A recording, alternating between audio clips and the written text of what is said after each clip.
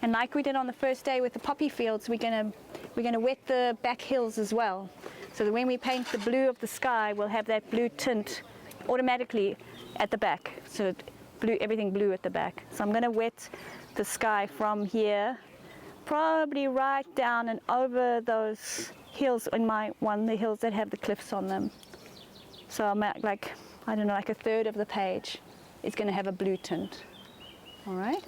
And then we're going to mix up some colors, and because it's quite hot now, we'll mix up the colors and we might wet the page again and then come in with the colors. And we're going to have a warm blue up here at the top, so ultramarine or cobalt. Okay, cobalt's actually a neutral blue, but depends what you're comparing it to. So warm blue at the top, and then we can mix some interesting purpley gray something for those misty, hazy clouds, and drag that color all over these cliffs. Because here's the thing, your brain's going to say to you, those cliffs are great orange, red limestone. Okay, but if you do your yellow way in the back there already, by the time you get here, you've got nothing left to create that sense of depth. So don't let your brain fool you. All right. Remembering that the painting has to stand as its own thing. Somebody's not standing here with you looking at the painting and at the vista at the same time. In the background here, and quite a lot of water because I think it's going to dry quite fast. Look at it from the side, if we got any gaps. Nope. Mix up some colors. I'm going to go with cobalt blue for that top.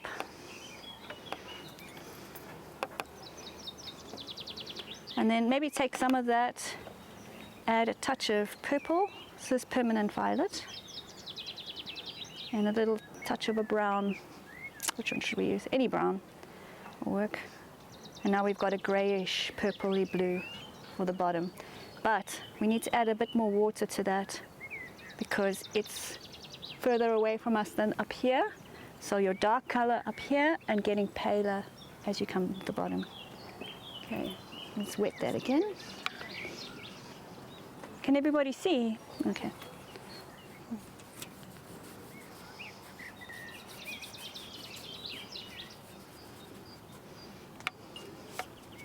So, cobalt blue for the top, leaving some gaps for the clouds.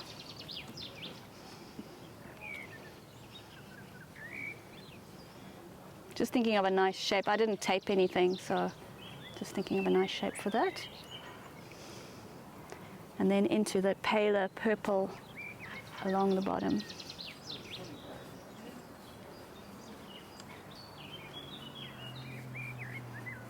And then yours will come out differently, but have a look at the shape of the clouds that you've made. And not everywhere, so don't overdo it. Don't get too excited. Have a look, I've got a nice sort of cumulus starting here. If we just dry the edge, I'm not picking up the paint, I'm just drying the paper so that the paint can't go in there anymore. Let's just create a little cumulus there. And over here. So Easy does it with this.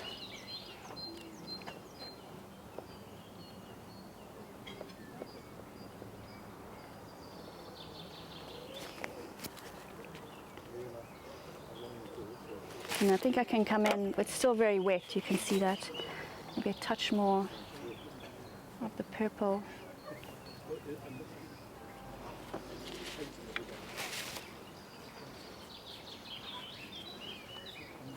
And then I'm just going to pick up this bead along the bottom, just so that it doesn't do any back running in. So sky's super quick, like 3 or 4 strokes, and just let the paint do what it wants to do, and then have a look at what you've created and work with that. So everybody's is going to look really, really different. So just a stroke along the top and then a few blobs, and that should make your clouds. Then use your paper towel to lift out some water.